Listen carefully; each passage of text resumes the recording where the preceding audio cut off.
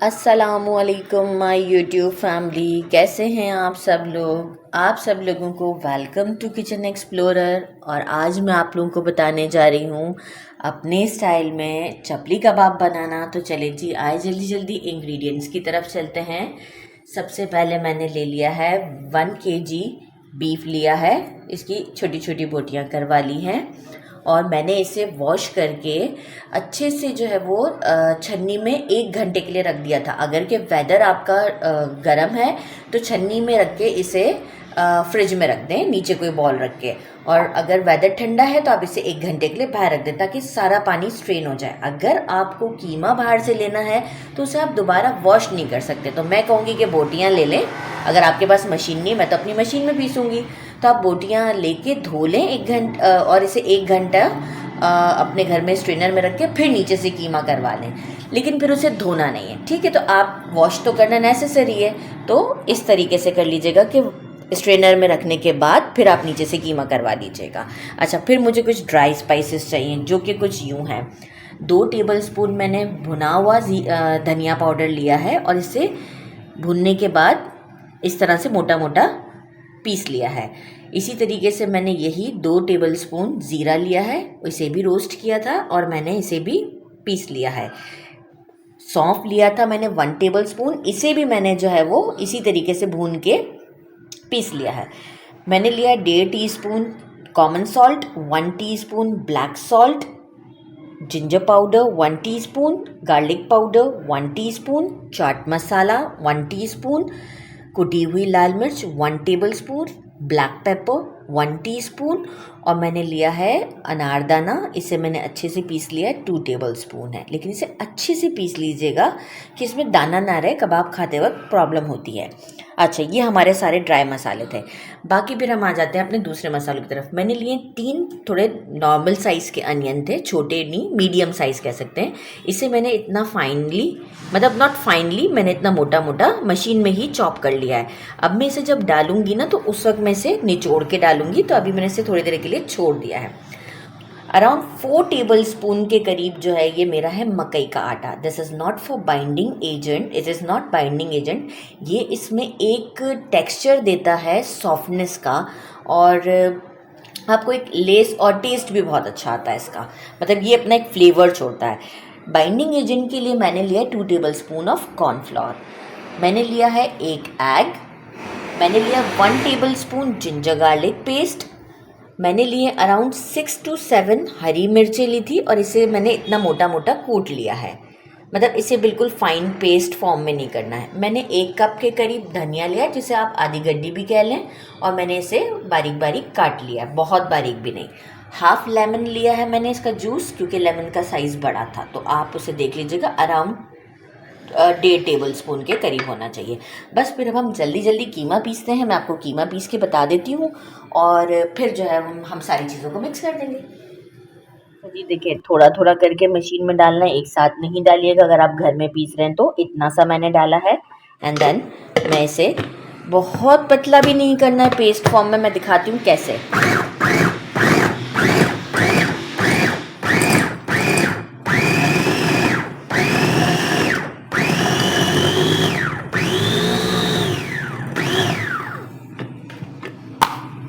कुछ इस तरीके से हो जाएगा, थोड़ा सा और मुझे करना पड़ेगा।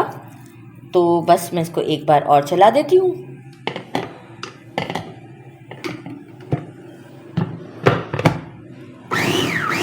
देखिए इस फॉर्म पे आ चुका हुआ है, आपको इसमें दिख भी रहा होगा इस कंटेनर में भी कितना अच्छे से। मैं अब इस तरह सारा अपना कीमा बना लेती हूँ और फिर आपको बताती हूँ कि कैसे आगे मैरिनेशन होगा। अच्छा जी, मैंने अच्छा सा बड़ा सा परात लेना है आपने भी। मेरा कीमा 1 kg मैंने मिक्स कर लिया है। ये जितने भी मेरे ड्राई मसाले थे एक साथ डाल दें, एग भी डाल दें, lemon juice, cornflour,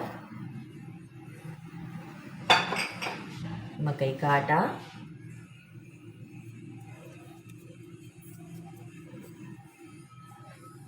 ginger garlic paste, green chilli,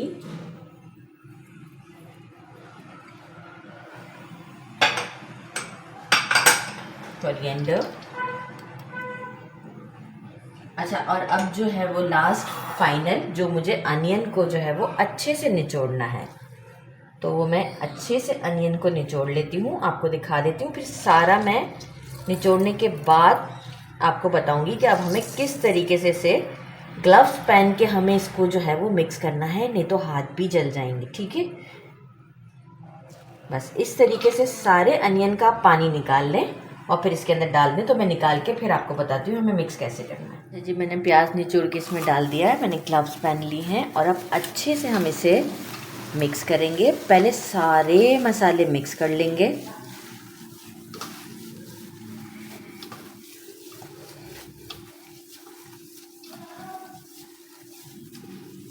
और इसे हम इतना गूंदेंगे मिक्स करने के बाद, इसे मैं फ्लोर पर लेके बैठूंगी। मैं आपको तरीका बताती हूँ और 10 मिनट्स तक कंटिन्यूस मैं इसे, जैसे हम आटा कैसे गूंदते हैं इस तरीके से गूंदूंगी।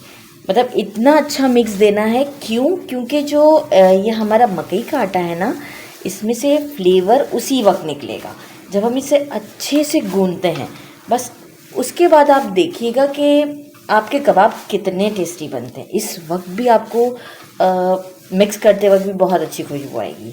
तो मैं अब इसे देखें फ्लोर पर रखकर अच्छे से 10 मिनट्स तक इस तरीके से गूंदूंगी। इस तरीके से देख रहे हैं आप, ये करना है हमने। लेकिन देखें काउंटर पे रख के इतना मुश्किल काम तो हो नहीं सकता, तो मैं तरीका आपको बता रही हूँ और फिर हम इसे फ्लोर पे रख कर करके आपको एंड में दिखाती हूँ कि अब क्या कंडीशन है। आपको खुद ये क्रीमी टेक्सचर के ऊपर फील होगा। तो चलिए जी, अब हम इसे, मैं भी 10 मिनट्स तक इसे अच्छे से गूंद लेती हूँ। चलिए जी, मैंने इसे 10 मिनट्स तक अच्छी तरीके से, जो तरीका मैंने बताया था, मैंने इसे गूंद लिया। आप देख सकते हैं इस वक्त इसकी कंडीशन। अब मैं इसे 5 आवर्स के लिए फ्रिज में ढक कर रख दूंगी, ताकि अब ये और अच्छी तरीके से, आप देखिएगा कि 5 आवर्स के बाद ये थोड़ा सा कलर भी अपना चेंज करेगा। लेकिन हम इसे ढक के फ्रिज में रखेंगे। फिर आप कहेंगे कि मैंने इसमें टोमेटोज़ तो ऐड नहीं किए। हम प्रोफेशनल टच के ऊपर जाएंगे। हम जब कबाब बनाएंगे और फ्राई करेंगे, उस वक्त मैं इसे टोमेटो स्लाइस के साथ फ्राई करूँगी। तो उस वक्त जो टोमेटो का फ्लेवर भी होता है ना, वो उस कबाब के ऊपर बहुत अच्छा लगता है खाने में। तो बस अब हम इसे मैरिनेट करके रख देते हैं 5 आवर्स के लिए। अच्छा जी, हमने इसे 5 आवर्स के लिए फ्रिज में रख दिया था। आप देखें कलर भी चेंज हो चुका है। और अब मैं इसे वंस एक बार हाथ से ऐसे गूंद लूँगी और अब हम इसके कबाब बना लेंगे। और इसके बाद हमने टोमेटो के स्लाइसेस कर लिए हैं और हम इसे फ्राई कर लेंगे। तो अब चलें जी, कबाब इसका बनाने का कुछ यूँ है प्रोपोर्शन कि आपने हैंडफुल लेना है ये, एंड देन अच्छा सा बड़े साइज़ का कबाब बनेगा इसका।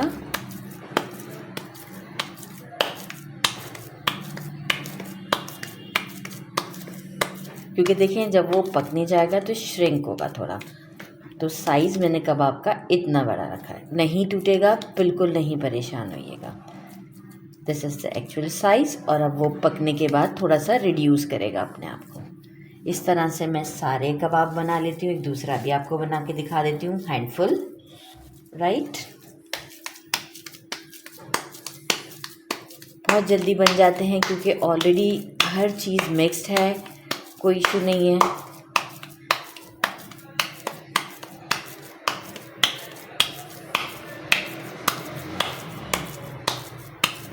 ना हाथ में चिपकेंगे, ना आपको पानी लेना है, ना ऑयल लेना है, कुछ भी नहीं, जस्ट फ़ौरन रेडी हो जाते हैं।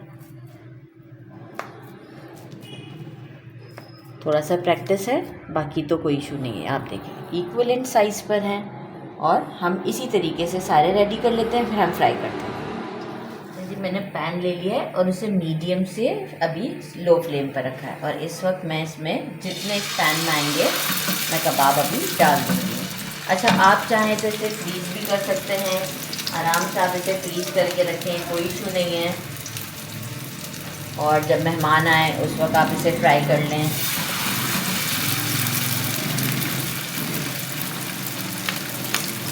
अच्छा, मैंने स्लाइस टोमेटोज़ भी रखे हैं। जब हम इसकी वन साइड को फ्लिप करेंगे तो मैं उस वक्त डालूँगी, उस वक्त लगाऊंगी उसकी सेकेंड साइड पर।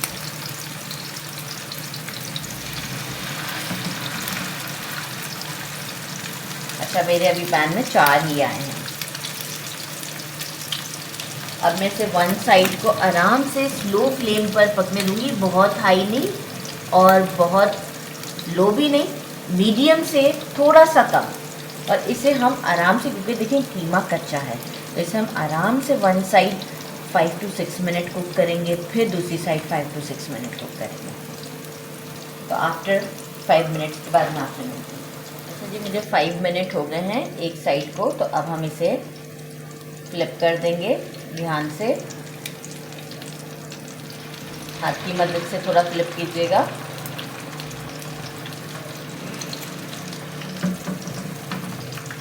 सबको अच्छे से फ्लिप कर देते हैं। इस वक्त आपको टंग वगैरह का यूज़ नहीं करना है, क्योंकि जो है वो अब ये सेकंड साइड कुक नहीं है, तो इस वजह से थोड़ा हाथ की मदद से। अब जो है वो इस मोमेंट पर मैं इस पर टमाटोज़ रख दूँगी, और जब हम बिल्कुल एंड में सेकंड साइड 5 मिनट डन हो जाएगी, तो मैं इसे अगेन फ्लिप करके वो टमाटो का एक फ्लेवर दे दूँगी इसके ऊपर। तो हम आपसे फिर 5 मिनट के बाद आपको दिखाते हैं।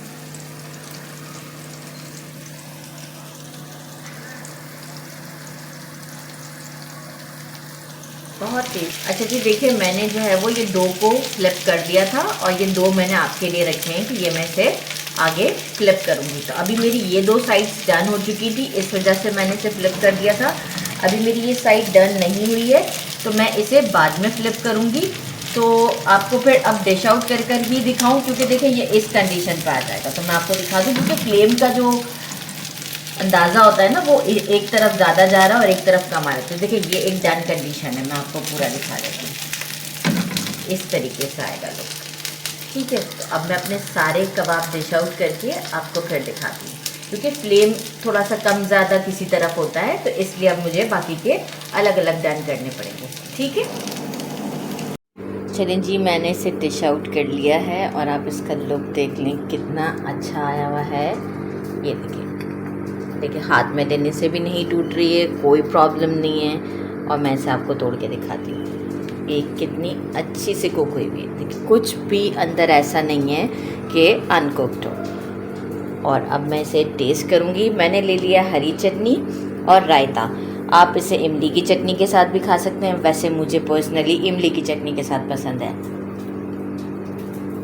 नो डाउट बहुत टेस्टी है। नमक मिर्च हर चीज़ बराबर है, पर फिर भी अगर अकॉर्डिंग टू योर टेस्ट आपको करनी हो, तो आप एक कबाब फ्राई करके चेक कर लीजिएगा।